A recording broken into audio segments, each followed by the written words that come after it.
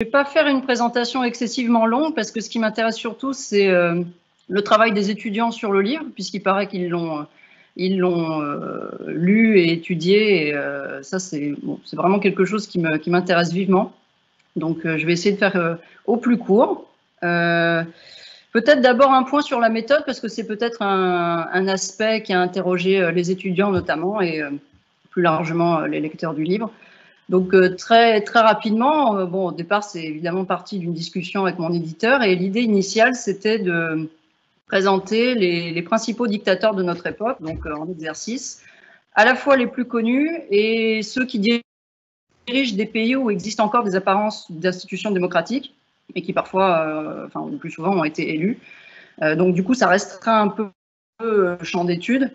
Par ailleurs, j'étais aussi contrainte par la longueur du livre, même si j'ai allègrement dépassé le nombre de signes prévus au départ. Ça, ce livre s'adresse avant tout au grand public. Il n'a pas de prétention, il n'a aucune prétention à l'exhaustivité non plus, et c'est avant tout un travail journalistique. Et l'objectif que je m'étais fixé était double. Je voulais à la fois donner à lire quelque chose de l'ordre du récit, faire connaître des personnages mal ou peu connus, voire inconnus du grand public, et par ailleurs, tout en proposant une galerie de portraits et en dépassant l'aspect purement anecdotique de l'histoire des personnages, faire découvrir l'histoire de leur pays, qui sont parfois méconnus ou oubliés. Je pense par exemple au Turkménistan, à l'Érythrée, la Guinée équatoriale, ou même la Tchétchénie, dont on parlait beaucoup à la fin des années 90 et qui est largement sortie des écrans radars d'intérêt international depuis la fin de la Seconde Guerre avec la Russie en 2009. Donc concrètement, parallèlement à la recherche documentaire sur chacun des pays, j'ai cherché autant que possible à faire parler des gens, à interviewer des gens sur ces dictateurs qui connaissaient bien les pays en question, soit parce qu'ils y étaient nés, soit parce qu'ils y vivaient depuis longtemps, soit parce qu'ils en étaient des spécialistes type universitaire. Donc il fallait trouver à la fois des gens qui maîtrisaient bien les enjeux du pays et qui en plus étaient objectifs et indépendants. J'ai, je crois, réussi à trouver à peu près les bonnes personnes. J'ai fait un pas trop mauvais casting. En tout cas, ça m'a donné l'occasion de rencontrer et d'échanger avec des gens passionnants qui avaient une connaissance profonde des pays et de leur histoire. Et j'espère que ça se ressent en tout cas dans le livre que j'ai écrit suite à ces entretiens. En tout cas, ces récits montrent qu'on ne peut pas déconnecter les hommes et les régimes d'un contexte particulier et d'une histoire nationale. C'est très important de connaître les deux pour mieux comprendre la façon dont ces régimes fonctionnent, qui sont ces personnages et quel est leur impact sur leur pays et à l'échelle internationale. À la fois, ils sont le produit d'une histoire particulière et en même temps, on trouve pas mal de points communs entre eux, quels que soient les continents. C'est une des conclusions à laquelle je suis arrivée à l'issue de cette enquête. Donc, quel que soit le continent où ils vivent, quelle que soit l'idéologie du régime en question, on retrouve des caractéristiques communes à chacun, que j'ai listées d'ailleurs dans l'introduction, mais que je peux vous reciter rapidement ici. Des méthodes de gouvernement violentes, une coercition qui s'exerce sur des populations à des degrés variables, une hyper-surveillance des citoyens, l'instrumentalisation de la peur, bien sûr, un mépris pour le multilatéralisme et les instances internationales, sauf lorsqu'elles servent les intérêts du dirigeant en question, une habileté chez les plus intelligents à user des moyens de communication modernes, à la fois pour manipuler l'opinion et aussi pour la surveiller. Et enfin, la caractéristique, moi, qui m'a paru la plus flagrante, des dirigeants qui, en général, aiment exalter leur puissance, mais qui restent pourtant eux-mêmes gouvernés par la peur des révolutions, la peur de l'imprévu. Typiquement, le contexte de crise que nous connaissons, ça fait partie des choses qu'ils redoutent le plus, parce que ça peut déstabiliser leur pays, donc leur pouvoir, et ce rapport ambivalent entre un pouvoir très fort et une peur qui reste tout aussi forte, ça montre paradoxalement la fragilité de leur pouvoir. Donc aujourd'hui, en quoi ce livre peut être utile? Je pense que vous connaissez tous ou vous avez déjà entendu parler de cette malédiction chinoise qui dit « puissiez-vous vivre des temps intéressants ». Effectivement, on vit des temps particulièrement intéressants et le contexte d'une pandémie est particulièrement parlant pour vérifier quelques analyses du livre. Je sais que vous avez déjà, dans les conférences précédentes, parlé pas mal de la Chine. Donc effectivement, l'ambition de la Chine, la séduction que son modèle peut exercer, la verticale du pouvoir en Russie qui n'est qu'une illusion et qui ne fonctionne pas si bien. Ça aussi, la pandémie l'a pas mal démontré. Le côté désorienté des Européens et la nécessité qu'ils ont à redéfinir un projet commun pour incarner une alternative face aux dictatures et aux régimes populistes. Et si on essaye de raccrocher le livre à l'actualité, on voit très bien que la gestion de la pandémie a agi comme un puissant révélateur du mode de fonctionnement de ces régimes. C'est assez étonnant parce que, bien que les méthodes aient pu être différentes le cas échéant, très souvent, on retrouve un côté ubuesque dans ces gestions et les dirigeants finalement restent assez fidèles à eux-mêmes, même en période de crise.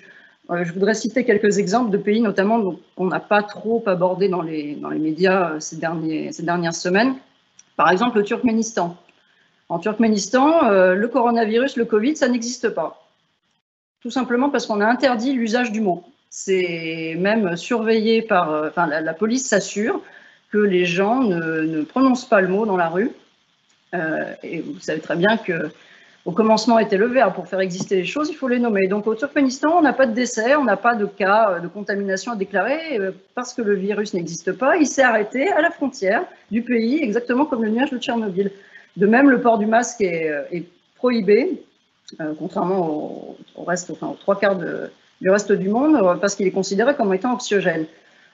Paradoxalement, dans le même temps, il y a un décalage très fort et totalement incohérent entre le discours et la réalité, puisque les autorités ont fermé les frontières, elles interdisent les déplacements entre la capitale et les provinces, elles contrôlent de façon aléatoire la température des habitants, et plus grave encore, près d'1,5 million de travailleurs turkmènes qui travaillent en Turquie sont toujours bloqués là-bas parce qu'on leur refuse le retour dans leur propre pays. Donc c'est quand même la preuve qu'on craint un virus, même si celui-ci n'est pas censé exister, et d'ailleurs il remplit quand même les morgues et les cimetières. Donc ça c'est un exemple de gestion assez ubuesque. Autre exemple, autre méthode, en Tchétchénie. À l'inverse, Ramzan Kadyrov a pris très très au sérieux la menace de la pandémie, il l'a prise tellement au sérieux qu'il réagit avec sa brutalité habituelle, et c'est à coups de matraque et de menaces, littéralement. Il confine sa population, et si un Tchétchène est surpris dans la rue en situation de violation de confinement, par exemple aux heures du couvre-feu, la police est autorisée à le rouer de coups. Donc on est quand même très loin de l'amende de 135 € pour défaut d'attestation de sortie. Et quand on montre à Kadyrov une vidéo, parce que l'altercation en question que je cite, elle a été filmée, quand on lui montre la vidéo, il répond sans sourciller via Instagram, puisque c'est son canal de communication favori, exactement comme Twitter l'est pour Donald Trump. Il répond que ça lui pose aucun problème et qu'il préfère frapper une personne plutôt que d'en enterrer 1000. Et par ailleurs, il précise aussi qu'il faudrait tuer les personnes malades atteintes du corona parce que ça s'apparente selon lui à des terroristes. Donc ça, c'est un exemple de gestion dans des pays comme ça. Ce qui est assez ironique, c'est que depuis le 21 mai, il est hospitalisé à Moscou, sans doute parce qu'il a contracté le virus. Donc on ne sait pas trop ce qu'il fera contre le coronavirus à la sortie de l'hôpital, mais enfin bon. Toujours est-il que là encore, la méthode est cohérente par rapport au personnage. Il s'est toujours vu comme un guerrier. Il a passé l'essentiel de sa jeunesse d'ailleurs sur les champs de bataille. Il a participé aux côtés de son père à la guerre d'indépendance tchétchène. Et il lui faut toujours un ennemi et un champ de bataille, en tout cas toujours des adversaires. Il y a 15 ans, c'était Shamil Bassayev qui voulait affronter en combat singulier. Après, ça a été les journalistes. Il a fait assassiner Anna Politkovskaya, ce qui arrangeait bien les affaires du Kremlin d'ailleurs. Plus récemment, il a défrayé la chronique dans sa chasse aux homosexuels. Maintenant, c'est le coronavirus et les malades du coronavirus. Voilà, c'est des choses dont on parle relativement peu dans les médias, et en tout cas, tout ça se passe dans la plus grande impunité.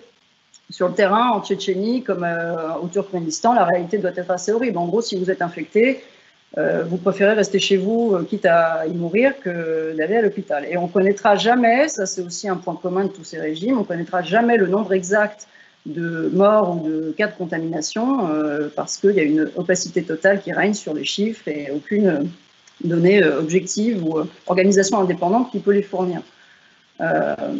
Dernier exemple que je voulais aborder, c'est Cuba. dont on a un petit peu plus parlé. Alors, si dans l'île elle-même, même si on n'a pas de chiffres exacts, là encore, parce qu'ils ne sont pas forcément fiables, il semblerait que le nombre de morts soit assez modéré. Il y a eu un confinement, mais les mesures de distanciation sont relativement peu suivies ou peu appliquées. Par exemple, pour faire ses courses, il y a voilà, des queues pas possibles et les gens sont très proches les uns des autres. Il y a énormément de problèmes d'approvisionnement et une misère qui s'accentue. Et pour autant, malgré le contexte, le régime castriste est resté fidèle à lui-même. Et ça s'est fait un peu en 3 temps. Il y a eu un peu 3 phases. Dans cette espèce toujours d'utilisation de la propagande pour servir l'image du régime. Dans un premier temps, les autorités ont déclaré que le virus n'arriverait pas à Cuba, que c'était donc une destination sûre pour le tourisme. On sait que le tourisme est l'une des plus importantes sources de revenus pour Cuba. Bon, c'est évidemment parfaitement absurde. Ils ont très rapidement fermé les frontières et interdit aux étrangers de venir. La deuxième phase aussi qui est apparue dans les médias, c'est la mise en avant de l'efficacité d'un médicament cubain qu'ils utilisent depuis déjà assez longtemps, qui s'appelle l'interféron alpha 2B. Et voilà, pour dire, c'est très efficace pour soigner le coronavirus. Ils sont d'ailleurs épaulés en cela par le Venezuela, c'est pas totalement un hasard, c'est leur allié le plus proche en Amérique latine. Et pourtant, les Chinois s'en sont servis de ce remède. Visiblement, c'est pas un remède miracle, donc il n'y a pas de résultat concret. Ça reste néanmoins, ça fait partie du storytelling que le régime castriste aime à diffuser. Et enfin, il y a eu cette grande médiatisation autour des missions médicales internationalistes, et notamment en Italie et à Andorre, et on sait aussi qu'ils envoient toujours des médecins en Argentine et en Afrique, derrière la façade. Il faut savoir que cette diplomatie médicale, en quelque sorte, c'est la première source de revenus en devises étrangères pour l'État cubain. C'est une forme d'esclavage pour les médecins, qui sont... Enfin, par exemple, si on les paye, mettons, 5 000 $, il y en a 1 000 pour eux, tout le reste va à l'État cubain. Ils sont sous surveillance quand ils sont en mission à l'étranger, et par ailleurs, dès qu'ils en ont l'occasion, à la faveur d'une escale, sur le chemin du retour à Cuba, ils n'hésitent pas à déserter s'ils le peuvent. Et pour autant, malgré, c'est là qu'on voit encore une fois une dichotomie entre le discours et la réalité, bien que la renommée des médecins cubains soit reconnue, enfin, très importante, Cuba ne figure pas sur la liste des pays ayant le mieux géré la pandémie. D'ailleurs, ils en sont assez fâchés. Donc, comme toujours, on reste dans cette idée d'opacité et de diplomatie d'influence qui ne correspond pas vraiment à la réalité. Donc voilà, c'était quelques exemples de pays que je voulais aborder pour essayer de raccrocher le livre à l'actualité. Donc en quoi il peut être utile en ces temps intéressants? Vous le savez mieux que moi parce que vous êtes des étudiants en relations internationales, c'est une discipline qui est particulièrement complexe parce que même si on peut identifier un certain nombre de mécaniques qui régissent les rapports sociaux entre les hommes et les pays, on ne peut pas non plus prévoir, c'est pas une science exacte, on ne peut pas prédire l'avenir avec certitude. Avec l'événement aussi disruptif qu'on a connu, qu'est cette pandémie, c'est encore plus difficile de prévoir quoi que ce soit dans les années à venir. La seule chose qu'on peut faire, à mon sens, c'est constater que ça souligne un certain nombre de dynamiques et ça en accélère aussi d'autres. Donc, par exemple, l'attitude à avoir par rapport à ces régimes dictatoriaux de la part des Européens. Là aussi, la crise a été très révélatrice. On a pu remarquer une certaine acceptation de la méthode de pays dictatoriaux dans la gestion de la crise. On a tous, plus ou moins, enfin tous nos gouvernements ont accepté d'opter pour la méthode chinoise. On aurait pu, enfin peut-être qu'on aurait pu utiliser la méthode sud-coréenne de tests massifs à grande échelle. Bon, on a vu que la restriction de nos libertés est passée plus ou moins comme une lettre à la poste et que la question du traçage des individus pose quasiment pas question. L'application Stop Covid, c'est les numéro 1 aujourd'hui en téléchargement en France. Bon, c'est assez inquiétant. Ça veut quand même dire qu'à partir du moment où la peur est présente, on peut facilement contrôler une population. Autre élément que la crise a bien démontré et que je crois avoir un petit peu souligné dans le livre, c'est que dans l'ensemble, les dictateurs, que ce soit Poutine, Xi Jinping, Erdogan ou Paul Kagame, ils ont une vision politique à long terme pour leur pays. Et l'Europe est en cruel déficit par rapport à ça. C'est une faiblesse évidemment qui renforce ces régimes-là.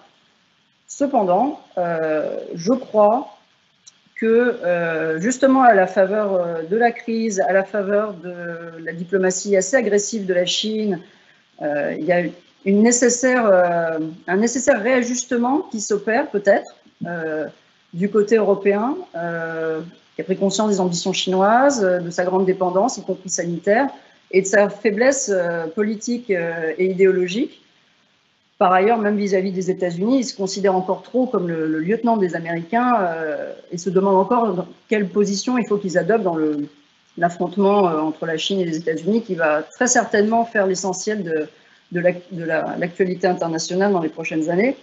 Mais c'est peut-être justement cette crise à un moment, une occasion unique pour les Européens de mettre en avant leurs valeurs et la solidité de leur système. C'est un moment très révélateur pour voir les défauts et les qualités des uns et des autres. On sait que les régimes dictatoriaux fascinent de plus en plus. C'est pas pour rien que les mouvements populistes réussissent bien en Europe. Voilà, il y a quand même une fascination assez inquiétante. Pour autant, on voit bien aussi que la Russie de Poutine, c'est pas un État-providence. Le régime chinois, il fait tellement peur que les médecins n'osent pas sonner l'alerte sanitaire ou faire remonter des infos graves à Pékin. On trafique les chiffres. Et on ne parle même pas de la Corée du Nord où on n'a absolument l'OMS ne parvient pas à avoir la moindre information sur la situation sanitaire du pays. On se doute que, comme c'est un pays très fermé, qu'il n'y a pas de grand mouvement de population, qu'il n'y a pas de tourisme de masse, la contagion doit être peut-être minime par rapport à d'autres pays, par rapport à la Chine. Néanmoins, c'est quand même un voisin de la Chine. On a du mal à croire que le virus soit resté à la porte de la frontière. Donc, dans ces pays-là, justement, face à une gestion quand même erratique de la pandémie, la contestation sociale monte parce qu'on se rend bien compte que ces pouvoirs qui se disent forts ne sont pas forcément efficaces pour protéger leur population en cas de grosses épreuves, à la fois sanitaires, économiques, bientôt, ou même c'est déjà le cas, et politiques. Donc, à mon avis, ils risquent de connaître des situations assez compliquées dans les mois ou les années à venir, peut-être pas dans l'immédiat, mais il est assez certain que si la crise économique les frappe de plein fouet, et ça va être le cas, il est très très probable que voilà, ils aient des gros soucis en termes sociaux à gérer. Donc voilà, à peu près ce que je voulais vous dire. Le contexte est vraiment sans précédent, ça rend les prévisions difficiles. Néanmoins, je pense que ce livre peut être encore utile pour comprendre certains modèles politiques, certaines mécaniques de pouvoir. Voilà, et puis si ça peut aider aussi à générer quelques réflexions sur justement le positionnement que les Européens doivent avoir en termes idéologiques, en termes de redéfinition de son identité pour ne pas se laisser impressionner par les dictatures, parce qu'elle a quand même, elle aussi, ses propres forces et ses valeurs, de progrès social, de liberté individuelle. Voilà, c'est une bonne chose. Merci beaucoup, Emmanuelle Raymondy. Donc, je rappelle que vous faisiez à l'instant l'introduction de votre ouvrage Profession dictateur, qui est paru aux éditions L'Archipel en 2019. Et c'est un ouvrage sur lequel nos étudiants de troisième année ont travaillé. Ils sont 5 à être présents ce soir et ont préparé des questions. Et donc, je crois que la première à prendre la parole, si je ne me trompe pas, c'est Valentine. Valentine, je crois que la question que vous avez a été partiellement répondue, mais vous pouvez... je vous laisse la parole, à vous de jouer. Bonjour mesdames, et merci à vous, Madame Raymondy, d'avoir pris du temps pour venir parler de votre livre. Avec plaisir. Moi, j'avais des questions. Comment avez-vous eu l'idée de ce livre? Et c'est vrai que j'avais une question sur la méthode que vous avez partiellement, à laquelle vous avez partiellement répondu, mais est-ce que vous avez dû adapter cette méthode en fonction des pays et des interlocuteurs que vous avez donc interrogés? Et si oui, comment? Et est-ce que vous vous êtes rendu sur place justement pour donc trouver ces interlocuteurs? Voilà. Merci. Alors d'abord sur l'idée, comme souvent comme souvent pour des livres, vous discutez à bâton rompu avec votre éditeur et vous parlez de l'actu et émerge comme ça l'idée de dire ah bah tiens, ça te dirait pas de faire un livre sur les dictateurs, il y avait eu précédemment pas publié chez Archipel d'ailleurs, mais un livre qui s'appelait Femmes de dictateurs, qui avait eu énormément de succès, mais qui parlait, bon, pour le coup, de dictateurs décédés, etc. Ah, ça serait sympa de faire un truc comme ça, etc. Je dis, ouais, pourquoi pas, c'est un challenge, etc. Mais j'ai pas envie de faire que de l'anecdotique. J'ai pas envie de raconter la vie privée de Kim Jong-un ou parler pendant 10 pages des rumeurs sur l'homosexualité de Vladimir Poutine. Ça m'intéresse pas. Ce que je voudrais, c'est donner quand même un petit peu d'épaisseur au sujet et justement aborder l'histoire des pays, le contexte, faire un petit peu de géopolitique, quoi, davantage. Donc l'idée, elle est venue comme ça, à bâton rompu en fait, mais à la faveur de l'actualité, parce qu'on se rendait bien compte que ouais, c'était un sujet assez, potentiellement populaire, en tout cas qui déchaîne facilement les passions sur les réseaux sociaux ou dans les commentaires, on voit ça. Hein, et c'était pas forcément pas forcément fait, une espèce de petite bible comme ça, non exhaustive, hein, mais voilà, qui fonctionne un peu comme une sorte d'introduction pour s'intéresser davantage à tel ou tel pays, tel ou tel système, telle ou telle idéologie. Donc ça m'intéressait bien. Après, sur la méthode, j'ai pas adapté ma méthode en fonction des pays. Par contre, j'ai eu parfois plus de difficultés à trouver les bons intervenants sur certains pays, par exemple Turkménistan. Et des fois, il y a des mauvais concours de circonstances qui se sont faits. Par exemple, j'avais déjà quasiment fini le livre et j'avais pris contact avec une famille d'exilés turkmènes. Et puis après, la communication s'est perdue, on n'a pas donné suite, etc. Donc bon, ça, c'était un peu dommage. Je me suis malheureusement pas rendue dans les pays que j'ai travaillé. Il y en a beaucoup que j'aimerais voir. Même quand la situation sera apaisée en termes de voyage, ça ne sera pas forcément évident. Typiquement, le Turkménistan, c'est un pays, je pense, qui gagne à être connu. En dehors de la ville complètement soviétique qu'est la capitale, c'est un pays qui a une histoire et une civilisation extrêmement riche, extrêmement ancienne. Ça me plairait beaucoup. La Syrie, ça me plairait beaucoup. L'Égypte, c'est un peu plus simple d'y aller, encore que ce soit parfois quand même tendu. Donc non, malheureusement, je ne me suis pas déplacée. Ça aurait demandé beaucoup plus de budget et ça, c'était pas possible. Merci beaucoup. Lisa, à vous la parole. Bonjour, merci beaucoup pour votre intervention. Je voulais vous poser la question, est-ce qu'il y a des dictateurs dont vous auriez aimé parler, mais par exemple par manque d'informations, vous n'avez pas pu. Là, tout de suite, si on posait la question, quelle autre personne vous viendra à l'idée sur laquelle vous auriez aimé parler peut-être? Merci. Oui, il y a des dictateurs ou des personnalités qui pourraient s'apparenter à des dictateurs dont j'aurais aimé parler. Je ne l'ai pas fait, pas par faute d'information, parce que finalement, quand on fouille bien, on trouve toujours. Donc, ce n'est pas tellement ça le problème. C'était plus parce qu'il ne rentrait pas nécessairement dans la ligne, dans l'angle choisi au départ. Vous avez noté que je n'ai pas parlé des pétromonarchies, j'aurais parfaitement pu parler des Saouds, je n'ai pas parlé de l'Iran. Et quand vous me demandez comme ça un nom qui me vient à l'esprit, oui, Ali Khamenei. On aurait pu le faire figurer, je pense, dans la liste des dictateurs. À l'époque, ça aurait été Khomeini, mais voilà, le successeur, je trouve, correspond bien. Voilà. Alors, une question de Noémie. Alors, moi, j'avais une question à propos de Paul Kagame. Parce que la manière dont vous l'avez décrit, vraiment au début, quand j'ai lu le chapitre, je me suis dit, c'est pas si problématique que ça.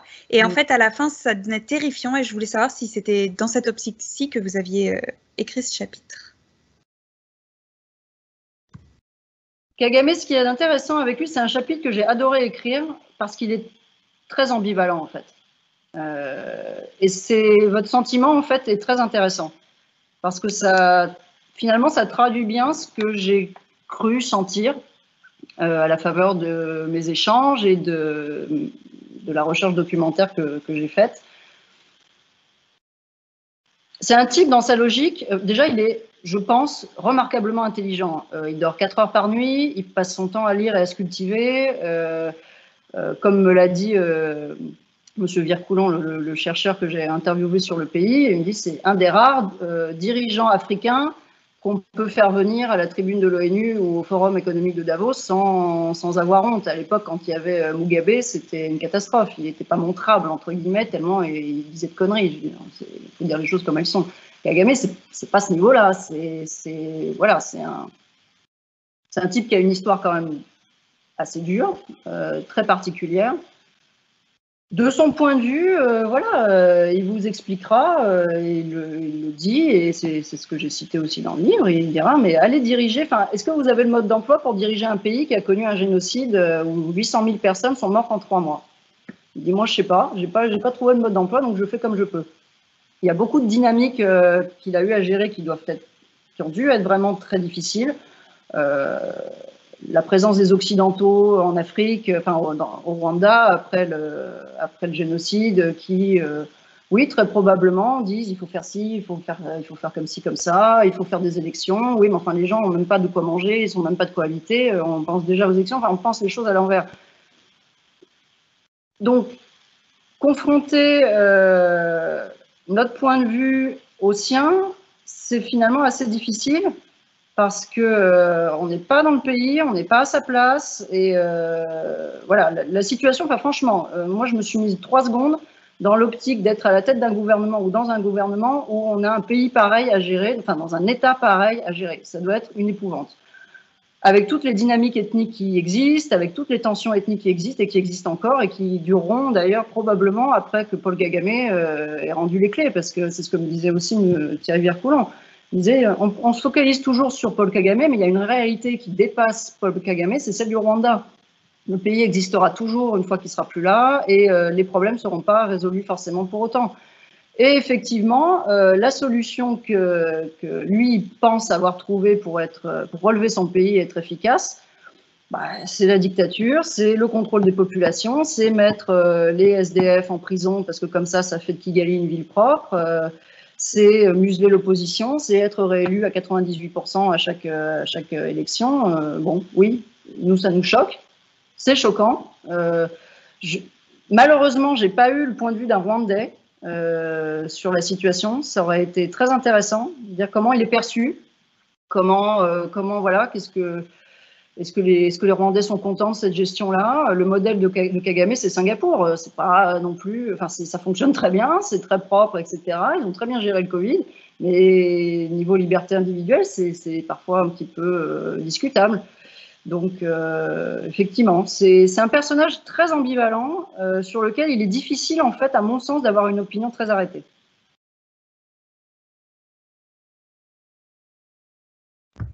Cyril, c'est à vous.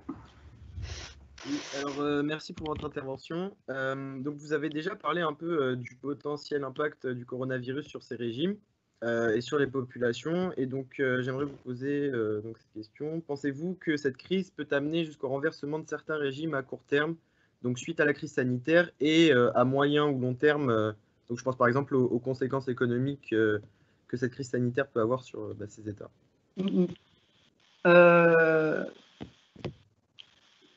Ce sont des dynamiques complexes, mais force est de constater, par exemple, prenons l'exemple de Omar el-Béchir au Soudan. Quand j'ai rendu le manuscrit, etc., il était toujours au pouvoir et mon chapitre est relativement pessimiste. Il ne sera jamais arrêté, il ne sera jamais derrière les barreaux et il finira il finira sa vie au pouvoir. Je crois, 1 mois ou 2 après la sortie du livre, il était déposé et il est actuellement derrière les barreaux. Comme quoi, il ne faut jamais pécher par excès de pessimisme non plus. Et ces régimes-là, même s'ils exercent s'ils ne tiennent que par la coercition, même s'ils ne tiennent que par la peur, à un moment ou à un autre, ça ne peut pas tenir éternellement, en fait. Ça peut tenir très longtemps. En Chine, ça tient depuis longtemps. À Cuba, ça tient depuis plus d'un demi-siècle. Mais ce n'est pas possible que ce soit éternel. Et typiquement, effectivement, moi, je pense qu'une situation, une crise comme celle qu'on est en train de connaître, dont on ne peut absolument pas prévoir les conséquences à moyen et long terme, parce qu'ils sont multidimensionnels, parce qu'il y a énormément de paramètres à prendre en compte, je pense néanmoins que ça peut effectivement beaucoup les fragiliser. Et une crise économique pour des pays qui ont absolument besoin, pour tenir justement leur population, d'avoir voilà, une bonne situation économique, et typiquement c'est le cas de la Chine. Les Chinois acceptent, entre guillemets, de rendre un certain nombre, de renier un certain nombre de leurs libertés publiques parce qu'ils ont la possibilité de s'enrichir, la possibilité de voyager, etc.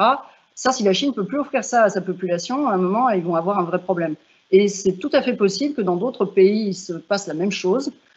C'est donnant-donnant. Si vous ne pouvez pas assurer au moins aux gens qui mangent correctement, si en plus ils n'ont pas de liberté, s'ils ne peuvent pas voter comme ils veulent, etc., enfin, ils vont se révolter. Enfin, je pense, et j'espère en tout cas, que ça puisse se passer comme ça. Ce ne serait pas forcément une mauvaise chose. Eloane, c'est à vous. Vous avez rappelé que vous souhaitiez que le livre amène vers une réflexion vers les valeurs européennes.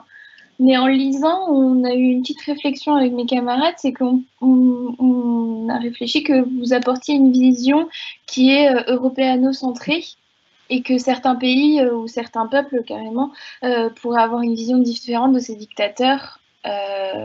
Après, la cible des lecteurs est différente. C'est assez difficile d'adopter le point de vue d'un Turkmène ou d'un Égyptien en étant européenne. Donc on viendrait avec moi. C'est aussi pour ça que j'ai essayé un maximum quand même de faire parler des gens qui connaissaient ces pays et qui étaient autant que possible des gens issus de ces pays-là. La personne que j'ai interviewée sur la Syrie, c'est un Libanais qui a vécu en Syrie. Pour l'Égypte, c'est un Égyptien. Pour le Tchad, c'est un Tchadien. Pour Cuba, c'est un Cubain. Autant que possible, j'ai fait parler des gens qui connaissent ces pays-là. Donc, adopter un autre point de vue, c'est assez difficile. Après, j'avoue que je préfère être accusée de faire de l'européanocentrisme que de faire de l'appropriation culturelle. Ça, c'est un fait. Voilà. Merci beaucoup. Et dernière question de nos étudiants. Après, nous passerons aux questions du public, si vous le voulez bien. Donc, c'est Noémie qui va nous donner la question d'Élodie, je crois. C'est ça. Alors, du coup, la dernière question, c'est s'il fallait faire un tome 2, et donc déjà, y a-t-il un tome 2 de Profession dictateur, est-ce que Jair Bolsonaro ferait partie de la liste des portraits? C'est une question très pertinente. À l'heure actuelle, il n'y a pas encore de tome 2, mais c'est en réflexion. Et ça serait plutôt pas dictateur volume 2, mais ça serait populiste volume 1. Enfin, voilà. Le pendant, je pense, ça serait intéressant d'étudier les personnalités populistes. Et ça va peut-être vous faire rire, mais à un moment, même à la fin de Dictateur, j'ai hésité à mettre Trump pour ouvrir justement sur les risques qui existent aussi en Occident, de voir des régimes comme ça, enfin pas des régimes, mais plutôt des personnalités autoritaires prendre le pouvoir. Donc, et pour répondre plus précisément à votre question, oui, bien sûr, Bolsonaro, il figurerait sans hésiter. C'est difficile de faire autrement. Trump aussi, l'actualité nous le montre depuis le début de la crise et singulièrement depuis 8 jours. Réellement, oui, il y aurait matière à écrire un tome 2, clairement. Très bien. Alors, on a beaucoup de questions du public qui arrivent. Donc, une première question qui est en rapport avec la France. Certains cas sont arrivés en France de gestion très violente d'individus habitant en banlieue et n'ayant pas respecté le confinement. Diriez-vous que cette gestion est proche de celle opérée dans des régimes dictatoriaux? Cela voudrait dire que la France présente dans certains cas une gestion violente de la crise sanitaire en banlieue. Si c'est possible, je ne sais pas, hein, ça serait bien que la personne précise exactement à quoi elle pense, parce que je ne fais que émettre des suppositions. Si elle pense aux bavures policières, il y en a eu avant la crise. Elle parle du cas d'une vidéo qui a montré un jeune de cité se faire passer à tabac par 4 policiers. C'est pas pour rien qu'il y a des manifestations à Paris en réponse aux manifestations qui se passent aux États-Unis. Il y a effectivement un racisme, c'est même pas dire latent, en tout cas, qui peut se manifester dans la gestion policière en France. On l'a vu aussi pendant la crise des Gilets jaunes. C'est quand même pas normal que des gens qui manifestent se retrouvent avec un œil en moins ou blessés. Enfin, voilà, c'est pas normal. Donc, ça vient pas. Enfin, je pense pas que ça vienne du gouvernement ou l'État en tant que tel. En France, on a quand même encore, heureusement, des libertés défendues, etc. Mais il faut être vigilant. Il faut être effectivement vigilant. Dans un contexte, en plus, c'est un contexte très particulier, la crise. Je pense que vous l'avez tous senti. Les gens sont très tendus. J'imagine que policiers et gendarmes l'étaient aussi. Ça ne justifie rien. Mais il y a quand même une ambiance un peu d'hystérisation, et ce qui favorise plus facilement les bavures. Ça peut tout à fait cibler davantage les banlieues, les quartiers dits difficiles où les flics en ont peut-être un peu marre d'aller faire leur job, etc. Enfin bref, toutes ces tensions sont exacerbées par le contexte. Et voilà, non, je suis pas. Oui, je suis assez d'accord. Je pense pas qu'il y ait une dérive dictatoriale, mais il y a des tensions très vives, des fractures sociales qui existent, un racisme aussi qui existe, et c'est pas pour rien qu'il y a une prise de conscience qui s'opère en ce moment. Et donc, dans cette idée, dans l'ère post-Covid, voyez-vous un recul de la démocratie et l'avènement de nouveaux dictateurs dans certains États? Dans certains États, c'est-à-dire européens, occidentaux? Oui, j'imagine. J'imagine, ouais. En Hongrie, on a bien vu, hein, Orban s'est octroyé les pleins pouvoirs, il a fini par les rendre, mais bon, ce genre de contexte facilite effectivement, chez une personnalité autoritaire, une tendance à l'autoritarisme, à s'octroyer les pleins pouvoirs, à profiter d'un contexte de peur et de fragilité de la population pour limiter les pouvoirs du Parlement, les libertés individuelles. Franchement, moi, l'application de traçage, je ne me la suis pas téléchargée et depuis le début, je trouvais ça très inquiétant. Donc oui, dans une certaine mesure, il peut y avoir recul de la démocratie, je ne sais pas, mais en tout cas, menace peut-être envers certaines libertés, certaines de nos libertés, et si on n'est pas assez vigilant, ça peut après, progressivement, aller de plus en plus loin. Ça nécessite de prendre conscience de ces choses-là très tôt et de réagir aussi en conséquence. Et dans le même ordre d'idées, notre étudiant Théo, qui vous remercie de votre temps, vous pose la question suivante. Pensez-vous que les technologies du numérique et leur usage par les régimes puissent changer la pratique du pouvoir dans les dictatures et scinder ces régimes entre ceux capables d'intégrer l'outil, Chine ou Russie, et ceux qui n'en ont pas les capacités, Érythrée par exemple?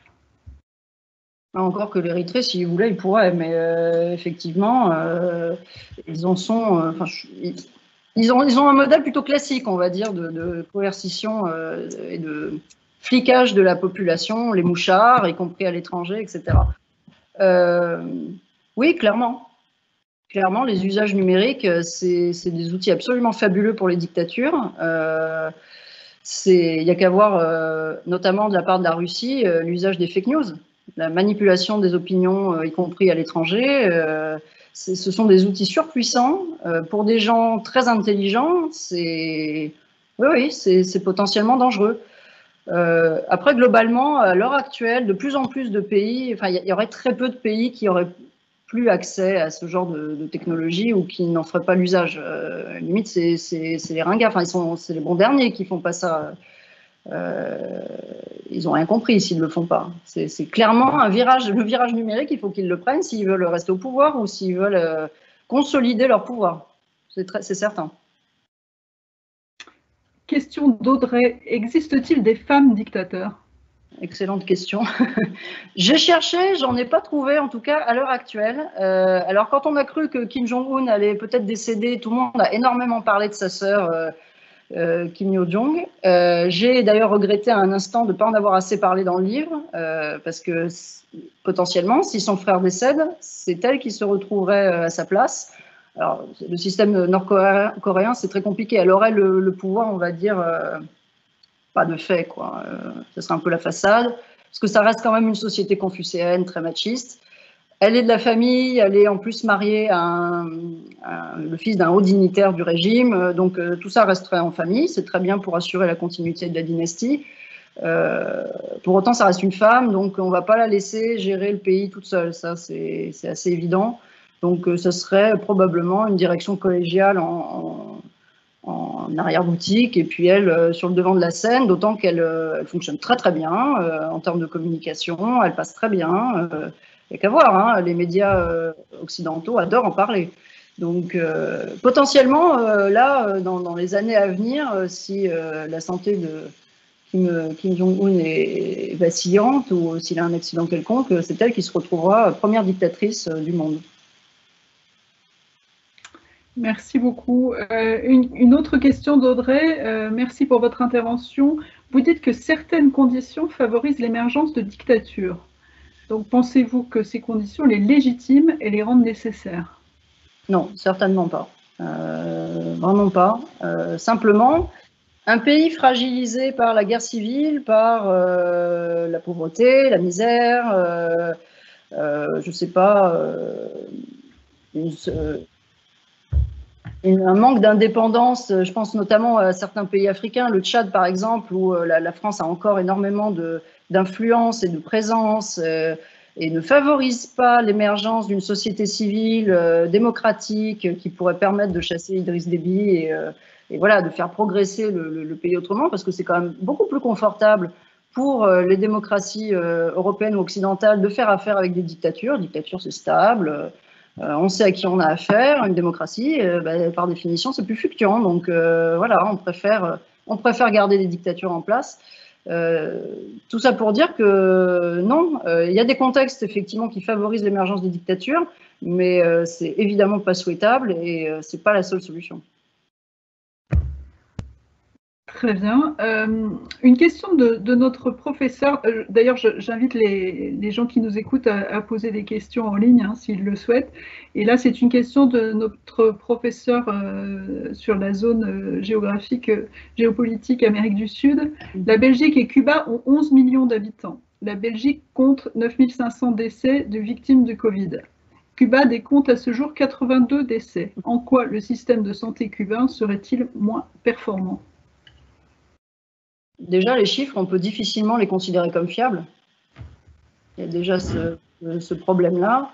Après, je ne pense pas que… les médecins cubains sont sans doute extrêmement compétents. Malheureusement, pour les Cubains qui vivent à Cuba, combien ont la chance de pouvoir profiter des services de médecins cubains de haut niveau ou pouvoir aller à l'hôpital ? Je ne suis pas sûre que les plus pauvres aient accès à des soins de qualité. Je ne suis pas sûre du tout que les hôpitaux soient ouverts à tous. J'avoue en toute honnêteté que je ne connais pas le système de santé cubain. C'est un système communiste. Donc on pourrait penser que la santé pour tous est gratuit, etc. Je ne suis pas sûre que dans les faits ce soit le cas. Donc… de base, voilà, à Cuba, le problème, c'est l'opacité. On ne peut pas savoir exactement ce qui s'y passe. Il y a le décalage entre le discours officiel et la réalité du terrain. Le mieux, en l'occurrence, c'est d'interroger les exilés, les gens qui ont encore de la famille là-bas et qui ont, eux, des véritables informations du terrain. Très bien, merci beaucoup, Emmanuelle Raymondi. On n'a plus de questions en ligne, sauf si quelqu'un… qu'il y a une question qui va arriver bientôt. Il y a une question qui va arriver. Très bien. Et j'avais aussi une autre question. Allez-y, Noémie. Parce que vous avez dit qu'il n'y a pas de dictatrice, mais c'était pour parler du Myanmar. Je voulais savoir ce que vous en pensiez d'Aung San Suu Kyi. Ah, voilà, il y a une autre question qui vient d'arriver en plus. Encore une personnalité ambiguë, effectivement. Je n'ai pas étudié particulièrement le Myanmar, donc je ne peux pas me prononcer vraiment dans le détail. Donc, ce n'est que mon opinion personnelle, voilà, de lectrice qui s'informe, etc., mais qui n'a pas creusé le sujet. Donc, voilà. Je ne sais pas si on peut la qualifier de dictatrice. Je crois qu'elle est très manipulée. Je ne suis pas sûre qu'elle ait véritablement le pouvoir. Je ne suis pas sûre qu'elle fasse ce qu'elle veut. Après, effectivement, sur les Rohingyas, elle a une prise de position qui est très étonnante. C'est le moins qu'on puisse dire. Mais bon, voilà, je ne connais pas bien la situation en Birmanie. Je ne connais pas bien le pays. Je ne connais pas bien les enjeux, les rapports de force, les enjeux de pouvoir. Je suis bien persuadée que c'est extrêmement complexe, c'est d'une très très haute complexité. Et encore une fois, enfin, sauf sur des personnalités aussi caricaturales que Ramzan Kadyrov ou Isaias Afewerki, parfois c'est là que c'est compliqué, c'est qu'il y a des personnalités qui sont très ambiguës. Kagame, c'est pareil.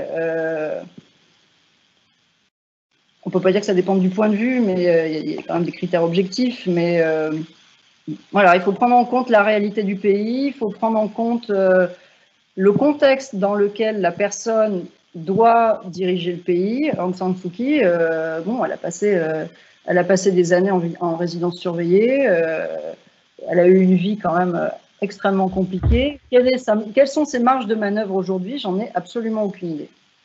Donc, en faire une dictatrice, c'est peut-être réducteur, c'est peut-être extrêmement exact. Moi, en l'occurrence, je n'ai pas d'avis sur la question.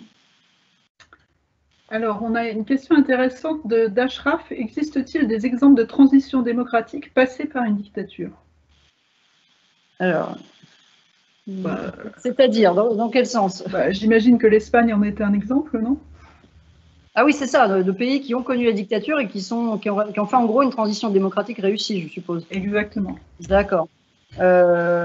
Oui, l'Espagne, effectivement, est un exemple, encore que la mémoire du franquisme et du franco, elle reste assez vive là-bas. Ça choque d'ailleurs la plupart des Espagnols. Là, récemment, il y a eu aussi pas mal de choses révélées sur Juan Carlos, et, voilà, qui a quand même été mis là par Franco. Donc, bon, c'est particulier, mais bon, après, oui, l'Espagne est quand même sortie de la dictature et a acquis d'ailleurs plus de droits, certains droits bien avant nous, par exemple sur le mariage homosexuel, etc. Donc, oui, ça peut fonctionner. D'autres pays, là, comme ça, en réfléchissant rapidement, l'Allemagne. L'Allemagne a quand même connu une dictature absolument. Oui, il y en a plusieurs, effectivement, on pourrait chercher. Deux questions sur l'Afrique que je vais regrouper. Vous avez aujourd'hui, le Rwanda fait partie des pays les plus développés de l'Afrique. Ne pensez-vous pas que dans certaines zones, la dictature permet l'émergence? Et que pensez-vous de l'avenir du Cameroun si le gouvernement de Paul Biya est renversé par les Camerounais anglophones? Et encore une autre question sur l'Afrique. Ouais. Est-ce que le Ghana est un bon exemple de dictature qui permet l'émergence? Alors, en toute honnêteté, je vais être tout à fait décevante, mais sur le Ghana et sur le Cameroun, j'ai absolument pas étudié ces deux pays, donc je préfère pas dire de bêtises, donc je préfère rien dire.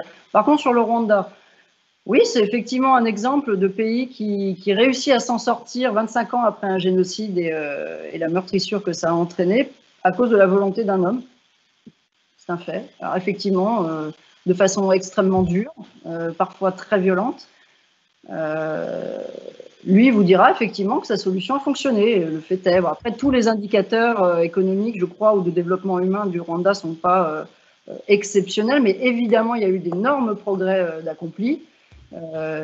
Donc oui, en fait, ça dépend de la personnalité du dirigeant. Si vous avez quelqu'un qui a une véritable ambition pour son pays, qui n'est pas simplement, comme Poutine avec la Russie, d'être présent sur la scène internationale, d'être présent en Libye, en Syrie, et puis à côté de ça, les Russes n'ont même pas les moyens d'aller se soigner dans les hôpitaux.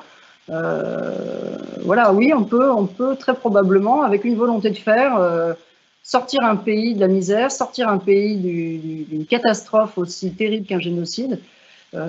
Ça peut fonctionner, ça dépend des personnes. Après, il faudrait le point de vue des gens vivant là-bas pour savoir si ça leur convient ou pas.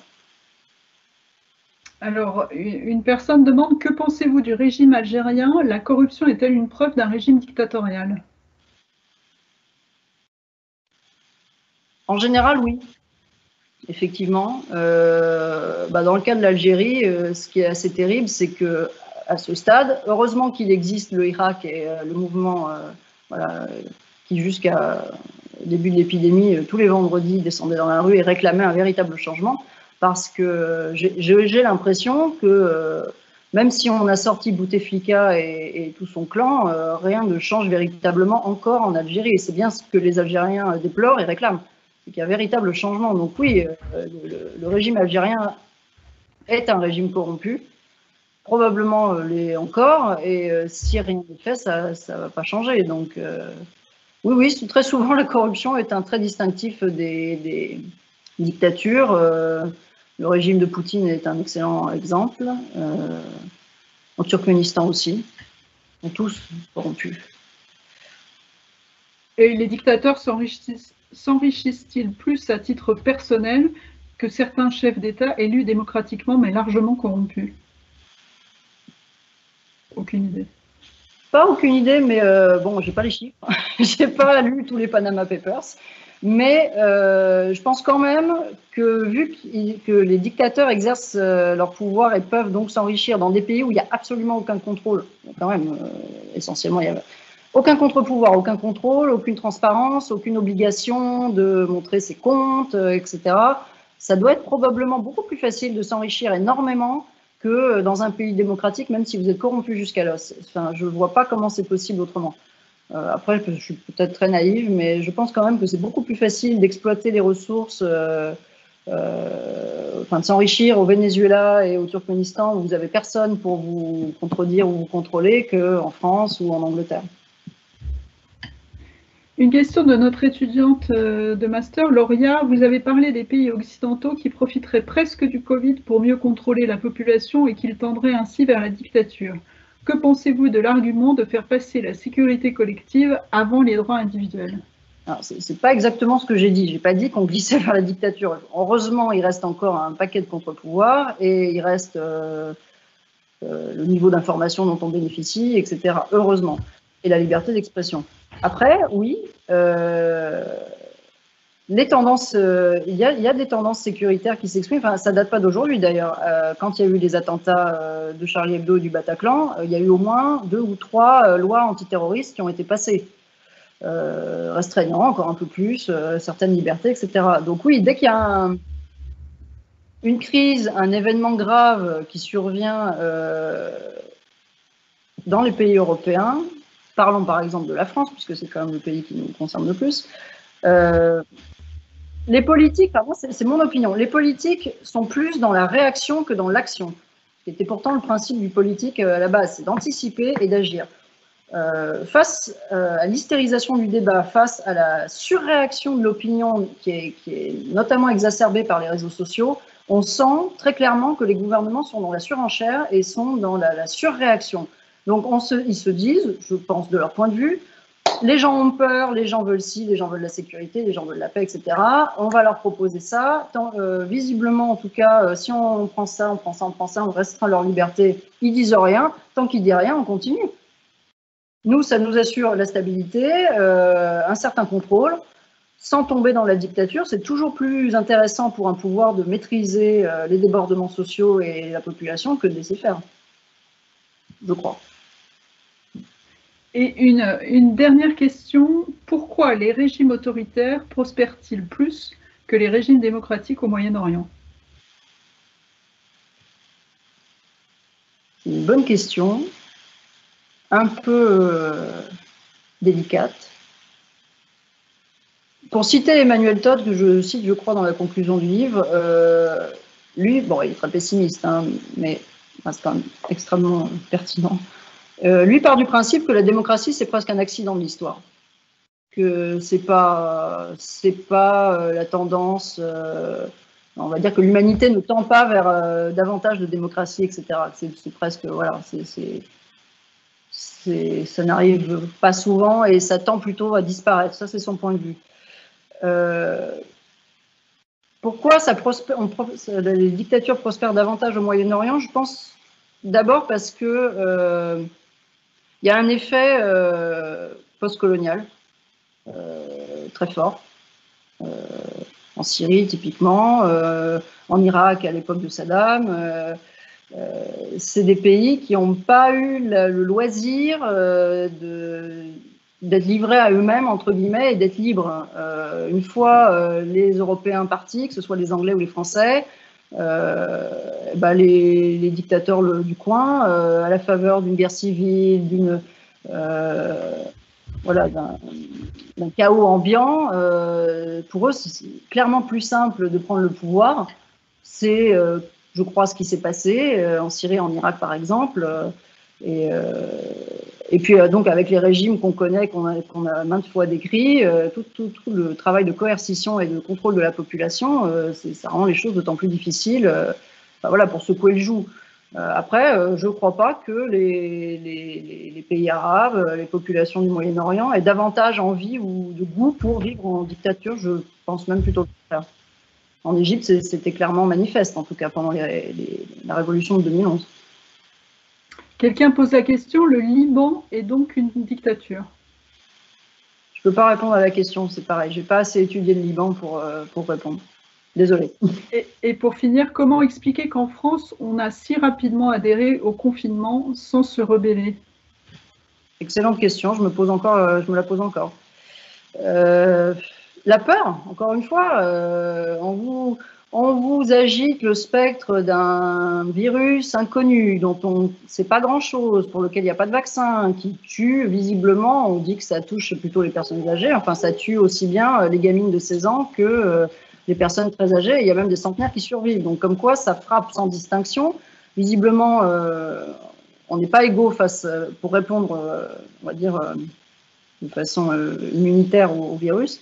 Donc voilà, trop d'inconnus à la fois, une soudaineté épouvantable, exacerbée par les médias, les réseaux sociaux, etc. Les gens réagissent de façon très humaine, ils pensent à se protéger leurs proches, protéger leur famille, et ils acceptent. Après viendra peut-être le temps effectivement de la critique, de la remise en question. Il est très probable aussi que ça ne puisse plus se reproduire dans les mêmes circonstances, enfin, moi je pense.